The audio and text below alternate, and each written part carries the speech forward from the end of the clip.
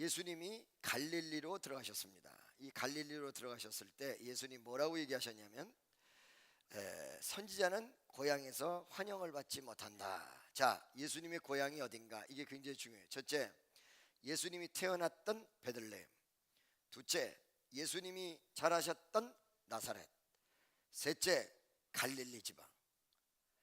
여러분, 예수님의 고향은 나사렛이나 어떤 베들레헴을 얘기할 수도 있으나 예수님의 그 사역 전반과 그리고 나사렛이라는 곳까지도 다 포용하고 있는 갈릴리 지방 전체를 표현했다라는 말이 맞습니다. 왜? 오늘 본문 말씀 보니까 예수님이 갈릴리라는 곳으로 들어가시면서 선지자들은 고향에서 환영받지 못한다. 예수님께서 갈릴리 전체를 고향으로 생각하셨다. 이런 내용이죠. 그런데 여기서 모순된 상반된 내용이 나와요. 어떤 내용이냐면 나 더워서 안 되겠네. 주여 아버지 20도가 높더니 겨울옷을 입었더니 덥네요.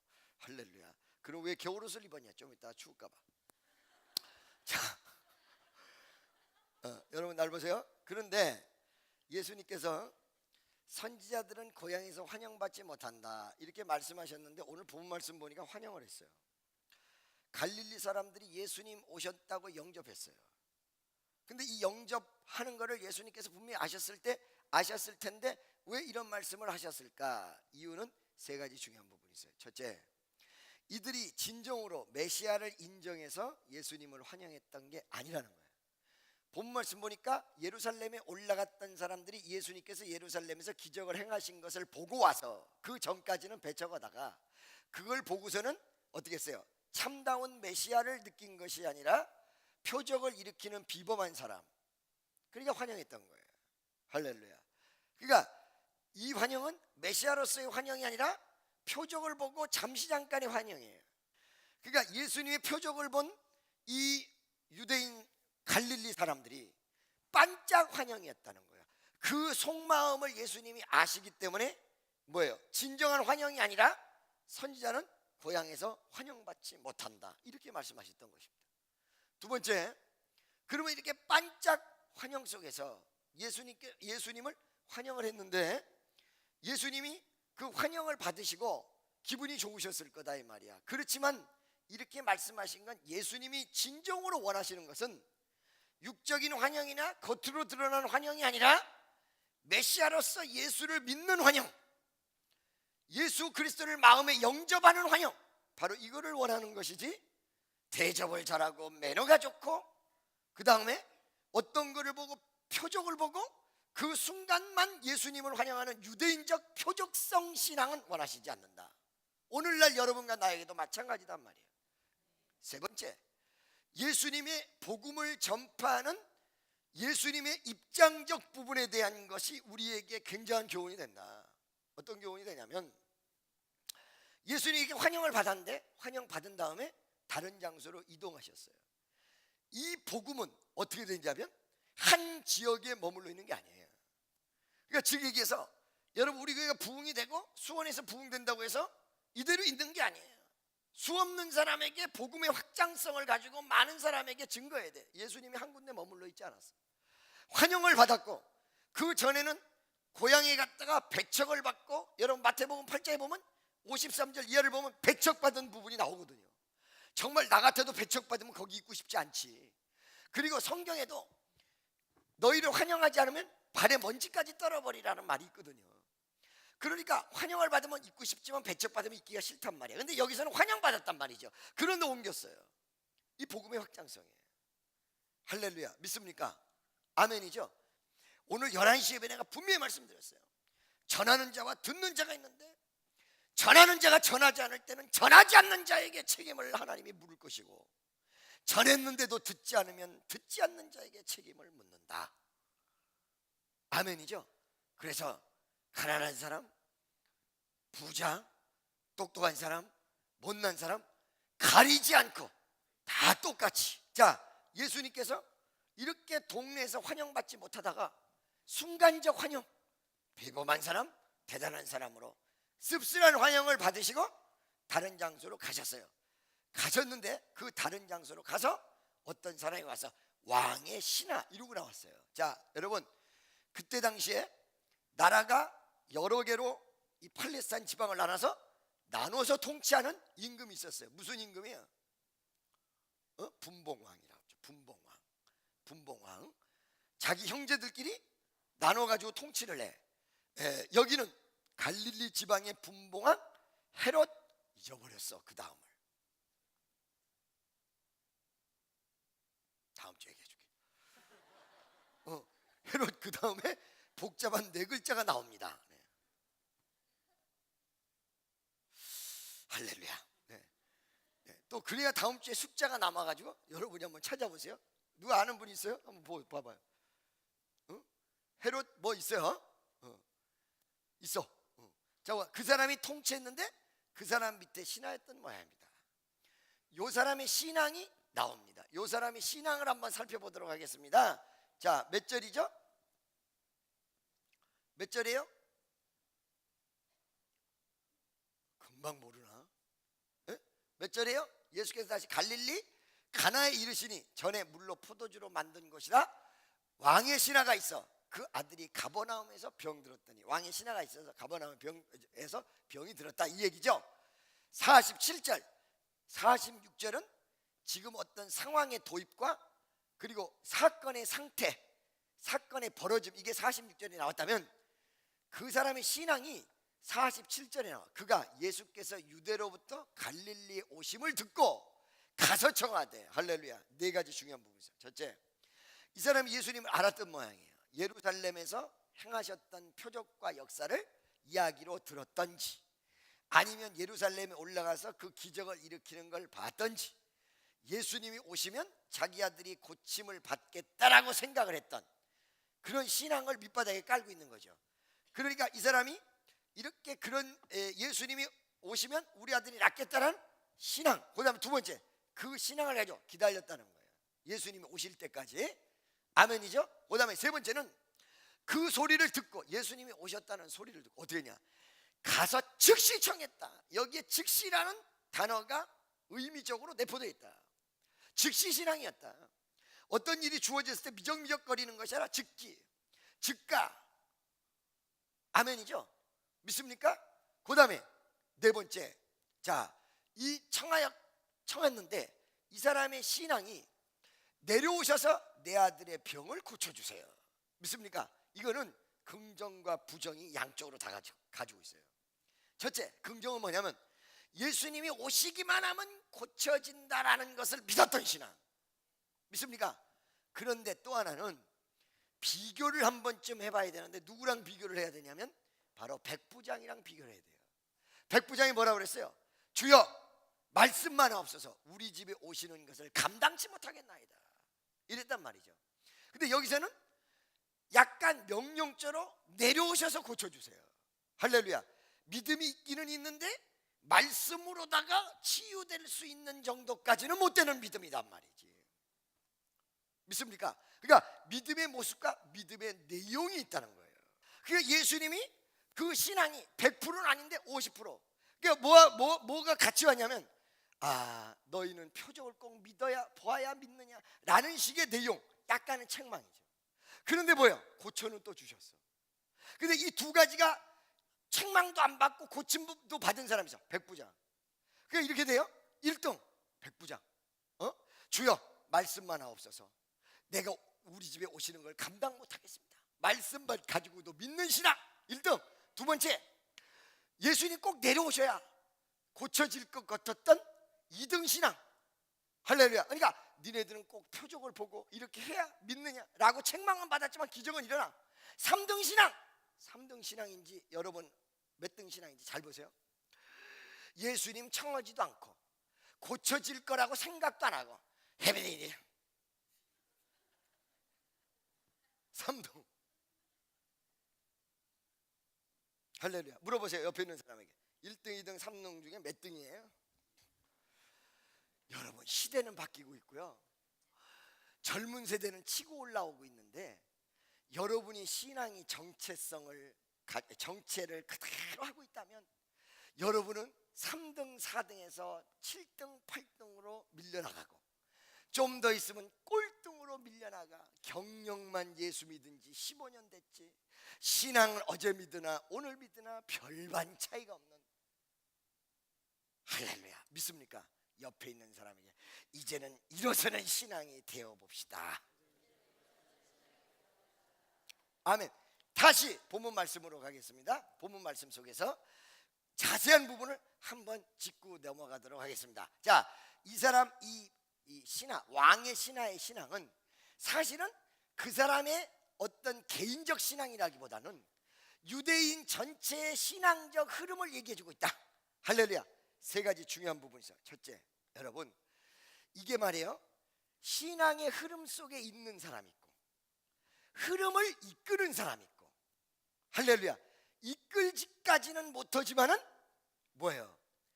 물들지 않는 신앙. 세 가지가 있어요. 믿습니까? 그러니까 예수님이 예루살렘에 입성하실 때 호산나 찬양하니까 뭐가 뭔지 모르고 옆에서 종려 나무 가지를 가지고 막 흔드니까 같이 막 흔드는 거야. 누가 오는지도 잘 몰라. 어떤 부분이냐면 우리의 신앙이 저 사람 믿으니까 그냥 쫓아다니는 신앙. 그래서 흘러다니는 신앙. 두 번째, 신앙을 이끌어버려요. 만약에 그 사람이 딱 들어가면 처져 있는데 분위기를 확 바꿔. 그런 사람이 있어요. 할렐루야. 이게 1등이야. 그러니까 예를 들어서 어떤 구역을 그 구역장에 맡은 분위기 확 바꿔. 할렐루야. 이끄는 신앙. 세 번째는 뭐냐면 이끌 것까지는 안 돼. 이끌려고 하는데 그 파워는 안 돼서 사람들이 알아주진 않아.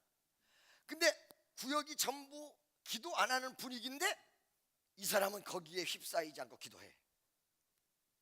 믿습니까? 세 가지. 자, 여러분, 첫째, 분위기 따라가는 신앙. 두 번째, 분위기를 이끄는 신앙. 세 번째, 이끌 수는 없어도 따라가지는 않는 신앙. 분위기에 따라가는 신앙, 분위기를 이끄는 신앙. 분위기를 이끌진 못하도 자기 주관을 따라가는 신앙. 할렐루야. 이 세 가지 신앙 몇 번째인가 한번 물어보세요. 당신은 몇 번째입니까? 아까 전에 여러분 또 측정을 했는데 한번 측정을. 자기는 어떤 신앙일까? 할렐루야. 어떤 신앙이에요? 하나씩 업그레이드 하셔야 돼요. 분위기 따라가는 신앙은 그래도 내 자신의 신앙을 지킬 수 있는 신앙으로 업그레이드 되시고, 내 자신을 지키는 신앙은 남을 이끌 수 있는 신앙으로 업그레이드 될 때 이 확장성이 여러분의 축복과 역사에 비례한다는 사실을 믿으시기를 예수의 이름으로 간절히 축원합니다. 옆에 있는 사람에게 신앙의 확장성을 가지시기 바랍니다. 이 사람의 신앙은 어떤 신앙이냐? 이 사람의 신앙은 분위기에 따라가는 신앙이기는 하는데 자기의 주관을 딱 가지는 세 번째 신앙의 모습이다. 할렐루야. 약간 따라가는데, 그래서 이 사람이 표적을 보고 예수를 믿었던 이 부분은 분위기에 따라가는 모습이야.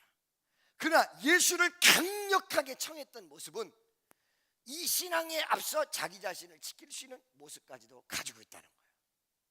아멘이죠? 믿습니까? 그래서 이런 갈릴리 사람들의 분위기를 대변하는 것이다.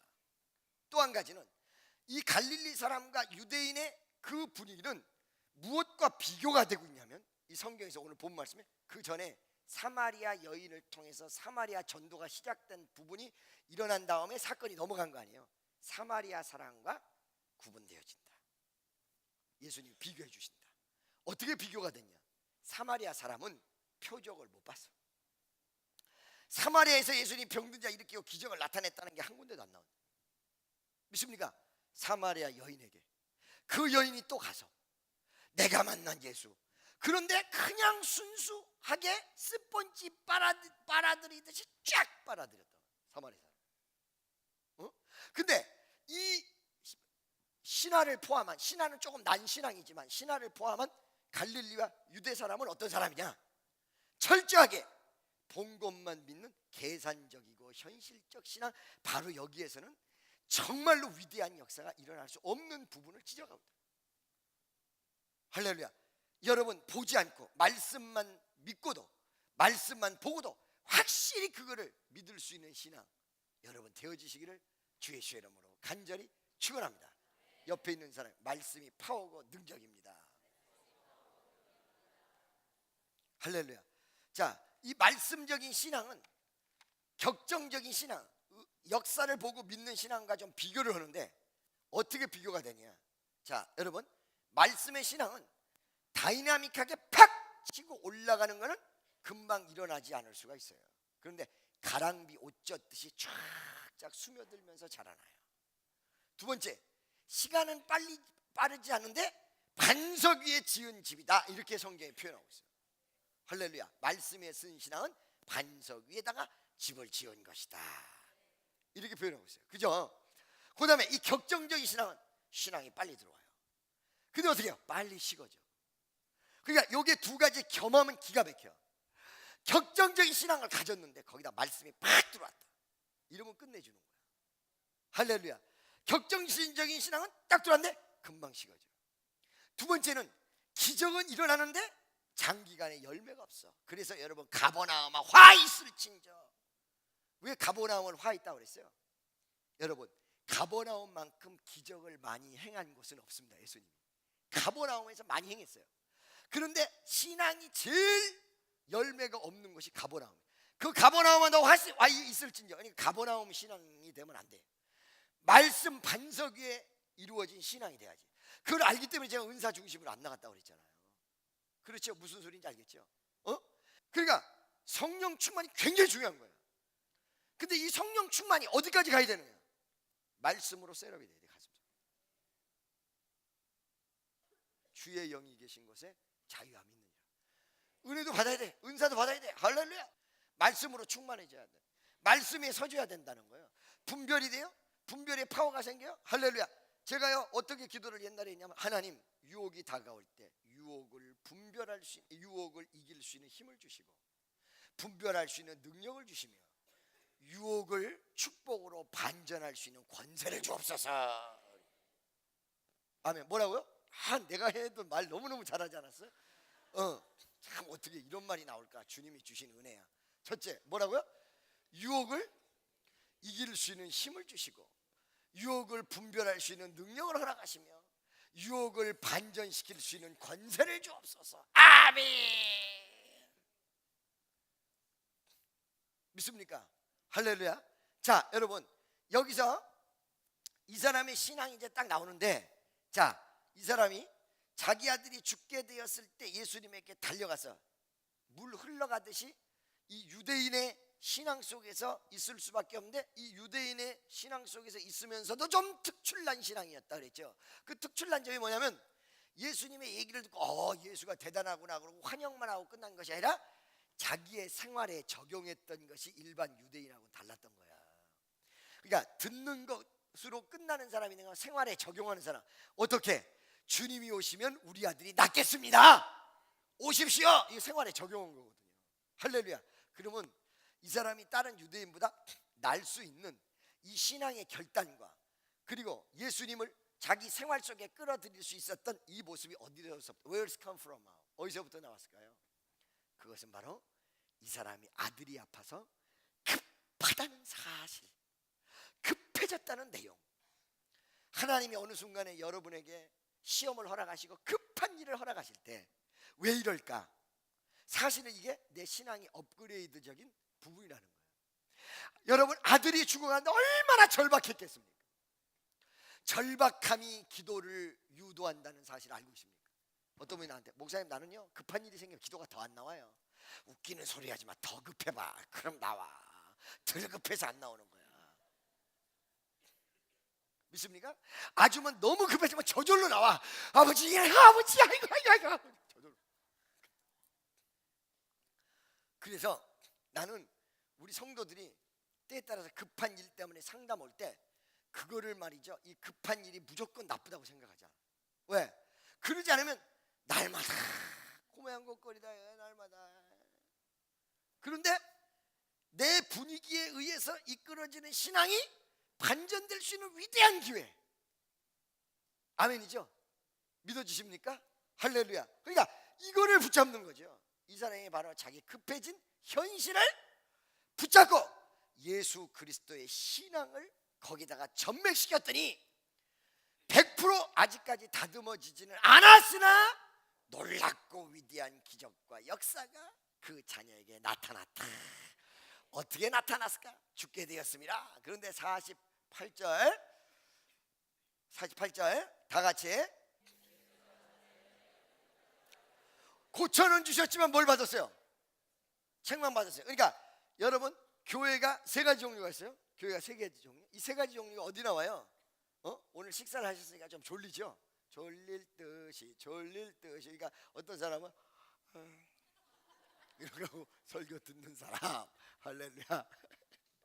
여기에 이 세 가지 종류의 신앙인데, 이 세 가지 종류가 어디 나오냐? 에베소서 2장 3장. 여러분, 제가 현재 계시, 과거 계시, 미래 계시 얘기 다 드렸죠? 자, 요한계시록이 전체가 계시인데, 요한계시록 1장은 어떤 계시다? 과거 계시, 현재 계시, 미래 계시 중에 어떤 계시? 자신 있게 좀 얘기해봐요. 무슨 계시? 과거 계시. 그 다음 2장과 3장은 무슨 계시? 현재 계시. 4장 이하는? 너무 간단한 거, 그 암기해. 대신 대로 외우세요. 외워 보세요. 그래서 과거 계시는 뭐예요? 현재 계시는 2장과 3장인데, 이 현재 계시 속에 소아시아 7교회가 나와. 그 소아시아 7교회가 나오는데, 그 소아시아 7교회가 세 가지 종류가 있어요. 책망받는 교회. 어디예요? 사대교회와 라오디게아 교회. 두 번째, 칭찬받는 교회. 어느 교회예요? 서머나 교회와 빌라델피아 교회. 그러죠? 그 다음에 칭찬과 책망을 받은 교회. 어느 교회예요? 에베소 교회. 그 다음에 버가보 교회. 그 다음에 또 뭐예요? 있어요? 또 하나, 두아디라 교회. 할렐루야. 이렇게 해서 세 개. 그렇죠? 아멘이죠? 성경을 안 읽어봤어요? 너무 졸린가 봐. 전부 이래. 자, 그러면 여기서 분명히 뭐예요? 이 현재 계시 속에 세 가지 종류가 있는데, 이 세 가지 종류가 7교회가 쫙 나열이 됐는데, 이거를 뭐라고 그런다 해서 신학자들이 2000년 동안 시대별로 이루어진 교회 모형이다. 그러니까 2000년 전에는 어떤 교회다? 에베소 교회고, 지금은 어떤 교회 시대다? 라오디게아 교회 시대다. 그 맞는 일리가 있는 부분이 있어요. 여러분 보세요. 그런데 그러면 이게 시대마다 2000년 동안 7교회의 모습이 쫙 있다. 어떤 사람? 아니다. 어느 시대마다 7교회의 모습이 다 있다. 그러면 그 아까 전에 얘기한 대로 7교회가 세 개로 나오면 칭찬받는 교회, 두 번째 책망받는 교회, 그 다음에 칭찬과 책망을 같이 받는 그런 교회. 교회를 축소하면 뭐가 되는 거예요? 성도가 되는 거예요. 교회를 확대하면 오늘날의 교회, 더 확대하면 어떻게 돼요? 기독교 전체를 믿습니까? 그러니까 책망과 칭찬을 겸해서 받았던 교회의 모습이 어떤 모습이냐, 이 모습이에요. 예수께서 가라사대 너희는 표적과 기사를 보지 않으면 도무지 믿지 아니하리라 해놓고는 어떻게 했어요? 진언해 주셨어요. 믿음은 있는 거야. 할렐루야. 믿습니까? 그러니까 우리가 하나님 앞에 칭찬받는 신앙은 어떤 신앙이냐? 믿고 무조건 순종하는 신앙. 두 번째, 칭찬과 책망을 받는 신앙은 어떤 신앙이냐? 반쪽 순종이에요. 책망받는 신앙은 뭐냐? 순종에 신용만 있는 거. 아멘이죠? 믿습니까? 이 예수님이 책망하셨습니다. 그러나 이 사람의 신앙은 분명히 그래도 있습니다. 높이 평가해야 될 신앙이었습니다. 49절 신앙을 하는데 주여 내 아이가 죽기 전에 내려오소서. 이게 이 사람의 한계점이야. 믿음은 있는데 이게 이 사람의 한계점이야. 자, 세 가지. 첫째, 예수님이 내려오소서. 내려오지 않아도 고쳐져. 그러죠? 두 번째, 죽어도 살릴 수 있어. 그러죠? 할렐루야. 세 번째는 지금이 아니고 내일이라도 살릴 수 있어. 그런데도 불구하고 이 세 가지 내용을 극복하지 못하고 이 세 가지 내용이 제한되어 있는 신앙이었단 말이에요. 믿습니까? 주여 내 아이가 죽기 전에 지금 해야 된다. 죽기 전에 해야 된다. 두 번째, 죽으면 안 된다. 할렐루야. 세 번째는 내려오셔야 된다. 이거 없어도 되는데 바로 리미테이션을 정해서 내 자신을 제한해버린다. 예수님이 똑같은데, 같은 예수님인데 이 사람에게도 예수님이고 저 사람에게도 예수님인데 이 사람 앞에서는 기적이 나타나는데 저 사람 앞에서는 안 나타난다. 왜 그럴까? 나에게 있다요. 아까 전에 얘기한 대로 와인은 왜 안 되냐 이 말이야. 된다고 믿어야지. 왜 안 되냐 말이지. 내 신세가 어쩔 수 없지 뭐. 어쩔 수 없기는 왜 어쩔 수 없어. 운명을 개척하는데. 그러니까 어떤 면에서 하나님이 여러분에게 극한 상황을 허락하실 때 감사하세요. 그게 반전될 수 있는 드라마틱한 위대한 역사예요. 그게 할렐루야. 가장 극한 상황으로 하나님이 여러분을 몰아댈 때 그것이 내 인생을 엄청나게 바꿀 수 있는 절호의 찬스야. 믿습니까? 할렐루야. 무슨 말인지 알겠죠? 어떤 분이 목사님 그것도 젊었을 때 얘기지. 나이 들어가지고 그래 보세요. 그렇게 생각하지 마세요. 얘기해 드릴게요. 20대 때 죽잖아요. 20대 때 죽으면 꽃도 못 피워보고 갔구나 젊은 게. 30대 죽으면 아이고 이제 제대로 좀 살아보려니까 갔구나. 40대 지금까지 고생해서 이제 꽃 필 텐데 갔구나. 50대 아이고 세상에 이제 자식 다 키워놓고 이제 편히 살 때 이제 살만하니까 갔구나. 60대 아이고마 세상에 60은 청춘인데 벌써 가면 어떡해. 70대 아이고 70은 요즘은 청춘의 시작이에요. 80대 10년만 더 살아야 되는데 90대 요즘은 100살 사는데 갔어.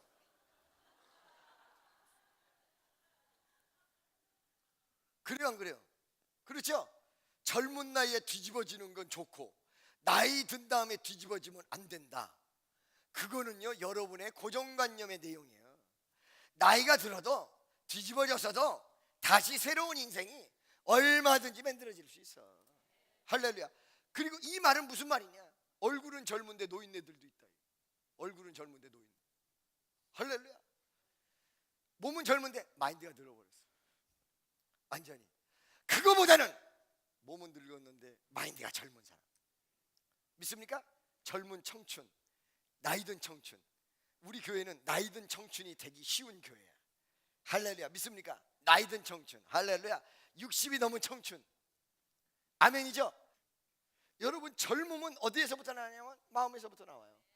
마음이 젊어지면 완전히 다 바뀌어버려. 할렐루야. 믿습니까? 가슴이 젊어지셔야 돼요. 여러분 이 마음의 깊은 곳에서부터 젊어지세요. 다 같이 젊어집시다. 아멘. 이건 비단 연세 많은 분들에게만 해당되는 사항은 아니다. 믿습니까? 자 여러분 그래서 신앙가를 주여 내 아이가 죽기 전에 데려오소서. 이게 이 사람의 신앙 한계점이야. 그러나 신앙이 있었어. 50절 예수께서 가서 가라 내 아들이 살았다 하신데 그 사람이 예수의 하신 말씀을 믿고 가더니 어떻게요? 믿고 가. 그냥 간 거 아니야. 믿고 가더니 오늘 그냥 가면 안 돼. 믿고 가란 말이지. 믿고 가야 돼. 할렐루야. 믿고 가는 여러분 되시기를 예수의 이름으로 축원합니다. 51절에 하나님은요 이 의심하는 사람들을 위해서 확인 사살을 하실 때가 있어요. 내려가는 길에서 그 종들이 오다가 만나서 아이가 살았다거늘 52절에 확실히 예수님 고쳤다는 사실. 그 낫기 시작할 때를 물은즉 어제 제7시의 열기가 떨어졌나이다 하는지라. 할렐루야. 무지하게 하나님의 역사가 과학적이야. 무지하게 현실적이야. 무슨 말인지 알겠어요? 어떤 사람이 이런 당신 다 나섰는데 믿지 않으니까 나타나지 않는 거 아니야. 웃기는 소리가 어딨네. 아니야. 그거는 믿음이 적어서 안 나섰다는 말은 맞는데 나섰는데 은사가 이미 임했는데 본인이 모르고 있다. 그럴 수는 없어요. 그 바보 같은 소리예요.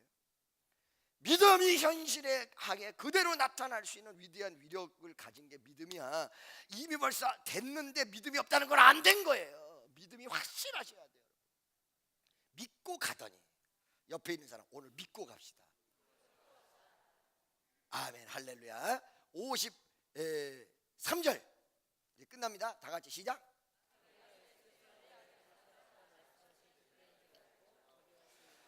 아멘. 할렐루야. 여러분의 위대한 신앙이 표적을 보고라도 믿는 신앙 되시고 더 위대한 신앙은 보지 않고 믿는 귀한 신앙이 되기를 축원합니다. 기도하겠습니다. 사랑의 하나님 감사합니다. 영광과